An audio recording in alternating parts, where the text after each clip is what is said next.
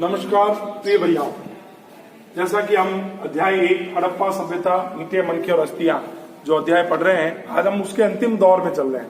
यानी हड़प्पा सभ्यता के बारे में जो हमने पढ़ा, यानी हड़प्पा सभ्यता जो थी वो सिंधु सरस्वती सभ्यता का अंत, हमें जानकारी है कि उसका अंत के कई अलग अलग साक्ष्य प्रमाण मिले हैं। जैसे कई कहते हैं कि इसका अंत युद्ध या किसी आक्रमण में हुआ है। कई पुरातत्वविदों का मानना है कि इसका अंत जो है वो जलवायु परिवर्तन, वनों की कटाई, अत्यधिक बाढ़ या नदियों के कारण हुआ है, या भूमि का अत्यधिक उपयोग के कारण, यानी किसी भी रूप से कहें ये सभ्यता धीरे धीरे इसका समाप्ति की ओर जाती रही। लेकिन आज हम चलते हैं इन सभ्यताओं की खोज करने वाले ऐसे लोगों के बारे में, जिनके बारे में हमने जो है 9वीं में या और भी कई कक्षाओं में या अलग अलग जो है पत्र पत्रिकाओं के माध्यम से पढ़ा या समझा होगा। सबसे पहला व्यक्ति अलेक्जेंडर कलिंगम। अलेक्जेंडर कलिंगम के बारे में अगर मैं बात करूं तो मैं कह सकता हूं कि इतिहास के बहुत अच्छे जानकार, एक बहुत अच्छे पुरातत्वविद जिन्होंने इतिहास के बारे में जानकारी रखी। अलेक्जेंडर कलिंगम जो थे वो 1861 में, कब की बात कर रहा हूं मैं, 1861 में वह भारतीय पुरातात्विक सर्वेक्षण संगठन के प्रथम जनरल डायरेक्टर बने। याद रखने वाली बात है, पहला जनरल डायरेक्टर भारतीय पुरातात्विक सर्वेक्षण संगठन का कौन बना? अलेक्जेंडर कलिंगम। ठीक है, और अलेक्जेंडर कलिंगम को 1861 में भारतीय सर्वेक्षण का डायरेक्टर बना दिया गया। डायरेक्टर का जो कार्य होता है, अर्थात उस सर्वेक्षण के कार्य को संपन्न करवाना, वो कार्य उन्होंने अपनी नए टीम के साथ प्रारंभ कर दिया।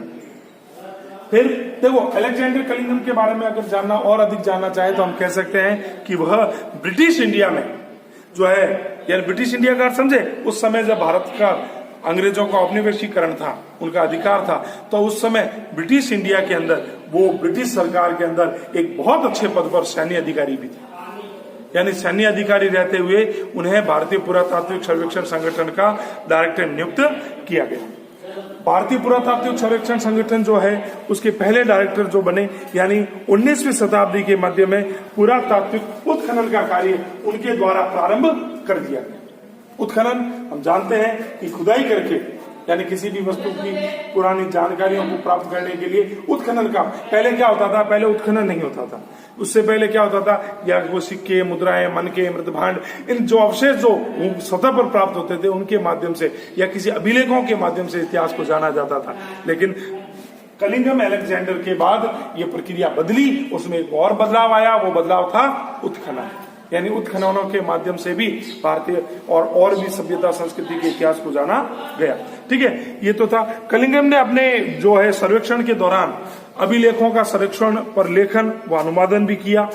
यानी उन्होंने अपने पूरे सर्वेक्षण को लिखा भी है, जिससे आने वाली पीढ़ियां उसको पढ़ सके, उसको समझ सके। हड़प्पा वस्तुएं जो भी प्राप्त हुई वो 19वीं शताब्दी में कभी कभी मिलती है और कलिंगम तक वो पहुंची। यानी जो छोटी छोटी वस्तुएं थी जो कभी कभी मिली, लेकिन कलिंगम तक वो पहुंची। किस माध्यम से? उत्खनन के माध्यम से। एक अंग्रेज ने कलिंगम को एक मुद्रा भी दी थी, लेकिन उन्होंने उस मोहर को ध्यान तो दिया, परंतु उसने एक कालखंड के बिना अंकित करने का असफल प्रयास किया और उससे वे ऐसा प्रतीत करने लगे कि वो उससे क्या है, अपरिचित है। इस प्रकार की घटना जो है, ठीक है, ये तो था किसके बारे में? अलेक्जेंडर कलिंगम के बारे में। अलेक्जेंडर कलिंगम की मैं और अगर बात करूं तो मैं कह सकता हूं, चलिए, अलेक्जेंडर कलिंगम जिसके बारे में हमने पढ़ा 1861। देखो, एक मैं बार बार शब्द आता है, पूरा स्थल है, टीले हैं, इस तरह। तो पुरातात्विक सर्वेक्षण, यानी पुरातात्विक सर्वेक्षण संगठनों द्वारा पूरा स्थल, वस्तुओं और संरचनाओं के निर्माण, उद्योग और फिर उन्हें त्याग दिए जाने से बनता है। यानी कोई व्यक्ति, कोई समुदाय वहां रहता होगा, रहा होगा और उन्होंने उस स्थान को त्याग दिया, तो उनके जो अवशेष मिलते हैं, उन अवशेषों को ही पूरा अवशेष जो मिले हैं, उन अवशेषों का जो मलबा होता था, वो मलबे से ही टीलों का क्या होता था, निर्माण होता था। अल्पकालीन या स्थायी परित्याग की स्थिति में हवा, पानी की क्रियाशीलता की टकराव के कारण जो है अपन कह सकते हैं कि भूमिखंड के स्वरूप में बदलाव आ जाता है, और इन्हीं टीलों में मिले स्तरों से प्राप्त प्राचीन वस्तुओं से जो है कह सकते हैं कि आवाज का भी पता चलता है। यही आवाज जो है अलग अलग रंग, प्रकृति के स्वरूप, उस परिपक्व स्तर, इन सबको ज्ञात करवाते हैं, जिसे हम अपनी भाषा में अगर कहें तो पूरा स्तर कह सकते हैं। तो इन्हीं पूरा स्थलों की जानकारी 1861 में भारतीय पुरा सर्वेक्षण संगठन के प्रथम डायरेक्टर किसके द्वारा हुई? अलेक्जेंडर कलिंगम के द्वारा। अब इसका दूसरा बिंदु चलते हैं। दूसरा बिंदु अगर मैं बात करूं तो जॉन मार्शल।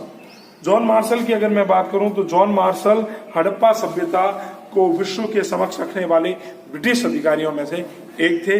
1924 किसकी बात कर रहे हैं? 1924 में जॉन मार्शल भारतीय पुरातात्विक सर्वेक्षण संगठन के डायरेक्टर बने, यानी पहले डायरेक्टर 1861 में, फिर 1924 में जॉन मार्शल जो है भारतीय पुरातात्विक सर्वेक्षण संगठन के डायरेक्टर रहे। ये भी अंग्रेज अधिकारी ही थे, ठीक है। और उन्होंने पूरे विश्व के समक्ष सिंधु घाटी सभ्यता की नवीन सभ्यताओं की खोज जो है विश्व के सामने रखी कि ये इस प्रकार की एक सभ्यता और भी है, जिसका नाम दिया गया सिंधु घाटी सभ्यता। भारतीय पुरातात्विक सर्वेक्षण संगठन के डायरेक्टर जनरल जॉन मार्शल का कार्यकाल वास्तव में अगर हम कहें तो भारतीय पुरातात्विक के व्यापक परिवर्तन का एक काल रहा है, यानी उन्होंने बहुत बड़ा, एक बहुत अच्छा परिवर्तन इस कालखंड में रखा। क्यों? क्योंकि उन्होंने उनके द्वारा किए गए कार्य, उनके द्वारा किए गए उत्खनन, उनके द्वारा की गई जानकारियां जो है विश्व के सामने रखने में बहुत अधिक अच्छा सहयोग रहा। वह भारत में कार्य करने वाले एक बहुत अच्छे पेशेवर शब्द जो आता है ना, पेशेवर शब्द का अर्थ होता है जो उसका अनुभव रखते हैं, जो उनका ज्ञान रखते हैं, जो उनके बारे में जानकारी रखते हैं, वैसे लोग, यानी वैसे ही पुरातत्वविद के रूप में उनको याद किया जाता है। किसको कर रहे हैं? किसकी बात कर रहे हैं? जॉन मार्शल की 1924 में, ठीक है। उसके बाद आता है पुरातत्व सर्वेक्षण संगठन के रूप में एक व्यापक परिवर्तन में काम करने वाले जो वो व्यक्ति थे, ठीक है।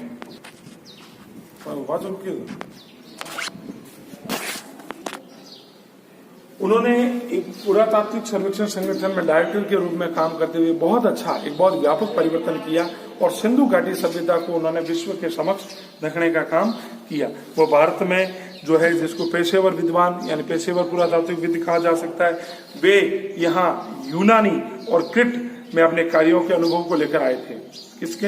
यूनानी और क्रिट के जो कार्य वहां उन क्षेत्रों में उन्होंने किए थे, उन्हीं के अनुभवों को लेकर, उन्हीं के अनुभवों के आधार पर उन्होंने, अपन कह सकते हैं, सिंधु घाटी